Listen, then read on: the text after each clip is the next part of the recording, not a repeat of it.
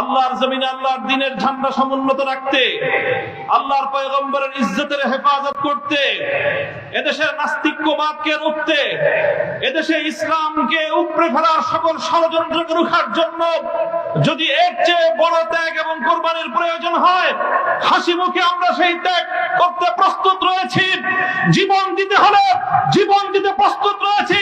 সন্তানদেরকে যদি এতিম করতে হয় সেজন্য আমরা প্রস্তুত রয়েছি। স্ত্রীদেরকে যদি বিধবা করতে হয় সেজন্য আমরা প্রস্তুত রয়েছি। মায়ের বুক যদি আমাদের খালি করতে হয়, আমাদের মায়েরা বুক খালি করে চোখের অশ্রুতে তাদের কলিজার টুকরা সন্তানদেরকে মাটির নিচে খোদার হাতে সুপর্দ করবে। কিন্তু ইসলামের জন্য, ইসলামের বিপক্ষ কোন শত্রুর সাথে এক মুহূর্তের জন্য আপোষ করতে প্রস্তুত নয়।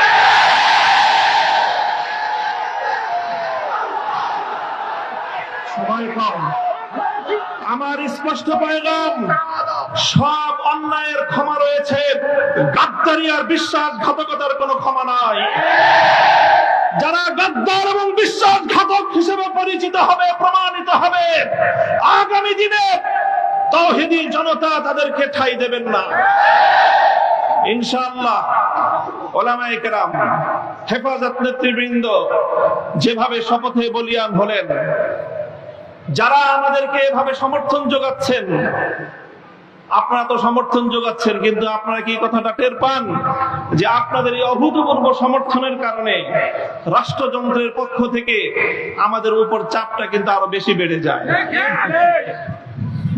এই যে আজকে আমাদের উপর এই অকথ্য নির্যাতন, এই যে লাঞ্ছনা, এই যে গঞ্জনা আমাদের উপর, কারণ এদেশের মানুষ আমাদেরকে ভালোবাসে, কারণ আমরা যেখানে যাই মানুষ আমাদের প্রতি আবেগ এবং উচ্ছ্বাস প্রকাশ করে। এখন আপনারা যদি আবেগ আর উচ্ছ্বাস প্রকাশ করে ঘরে গিয়ে বসে থাকেন চুপ করে, তাহলে আমাদের উপর কিন্তু চাপটা, জুলুমের স্টিম রোলারটা আমাদেরকে কিন্তু নিষ্পেষণ করে দিবে। তখন আপনাদের আবেগ প্রকাশ করার কিন্তু আর কোনো জায়গা অবশিষ্ট থাকবে না। এই জন্য আমি আজ আমাদের আমির, এই জনপদের সকল আলেম ওলামার আমির, এই জনপদের কোটি কোটি তাওহীদি জনতার অবিসংবাদিত আধ্যাত্মিক রাহবার আল্লামা মুহিবুল্লাহ বাবুনগরীর এই মজমাকে সারা দেশের প্রতিনিধিত্বশীল মজমা হিসেবে গ্রহণ করে আমি এই জাতির কাছ থেকে জিজ্ঞাসা করতে চাই, আগামী দিনে ইসলামের কথা বলার অপরাধে, আল্লাহর পয়গম্বরের ইজ্জতের পক্ষে কথা বলার অপরাধে শাপলা চত্বরের আমার ভাইয়ের রক্তে রঞ্জিত শাহাদাতের কথা বলতে গিয়ে হাটাজারিতে আমার যে সকল সন্তানদের বুকগুলোকে জালিমের বুলেটের আঘাতে ঝাঁঝাতে হতে হয়েছে, ব্রাহ্মণবাড়িয়ায় যেভাবে পাখির মতো গুলি করে আমার সন্তানদেরকে শহীদ করা হয়েছে, সেই সন্তানদের পক্ষে কথা বলতে গিয়ে আমাদের কণ্ঠ যদি আবার চেপে ধরবার চেষ্টা করা হয়, তাহলে আপনারা রাজপথে তার মোকাবেলা করবার জন্য প্রস্তুত থাকবেন কিনা?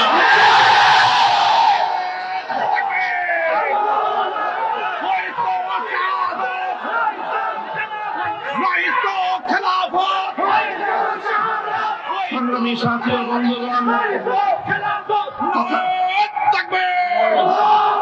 কথা দীর্ঘায়িত করার অবকাশ নেই।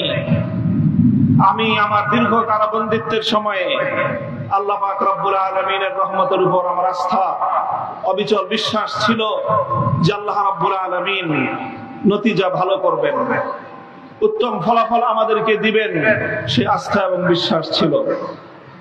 প্রথম দিকে যখন আমাদের মরহুম আমির হেফাজত আল্লামা জুনায়েদ বাবুনগরী হাফিজাহুল্লাহ তাআলা, তাকে আমরা জীবিত রেখে কারাগারে বন্দী হয়েছিলাম, তার উপর একটা বড় আমাদের আস্থা ছিল যে তিনি ইনশাআল্লাহ এই বন্দী মজলুম আলেমদের জন্য, শহীদ আমাদের সন্তানদের জন্য, ব্রাহ্মণবাড়িয়ায় বীর বিচারে হত্যাকাণ্ডের শিকার আমার শহীদ ভাইদের এই হত্যার বিচার আমাদের এই জন্মভূমিতে প্রতিষ্ঠিত করবার জন্য তিনি বলিষ্ঠ ভূমিকা পালন করবেন।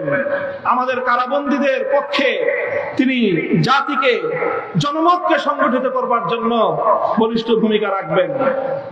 কিন্তু আল্লাহ রাব্বুল আলামিনের ফয়সালা ছিল ভিন্ন কিছু। আমরা কারাবন্দী হওয়ার কিছুদিনের মধ্যেই সেই মর্মান্তিক শোক সংবাদটিও আমাদেরকে সহ্য করতে হয়েছে। আল্লামা জুনায়েদ বাবুনগরী রাহিমাহুল্লাহ তাআলা শাহাদাত বরণ করেছেন। আল্লামা জুনায়েদ বাবুনগরী শাহাদাত বরণ করেছেন।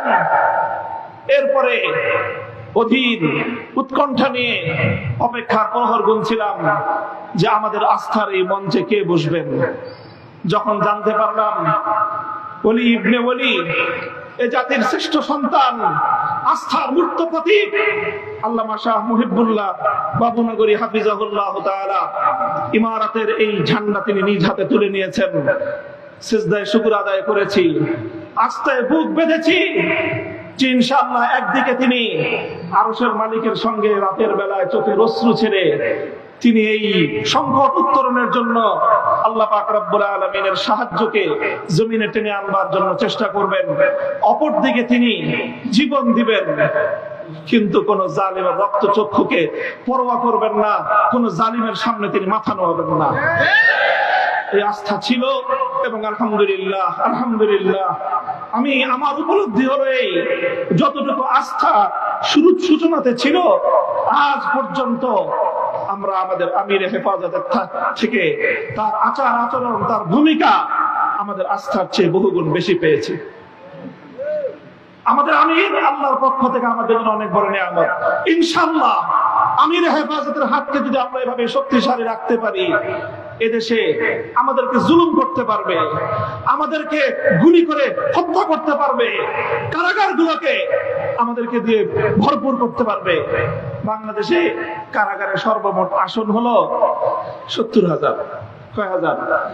কয় হাজার? আমরা শাপলা চত্বরে গিয়েছিলাম, কমপক্ষে হলো 20 থেকে 25 লক্ষ।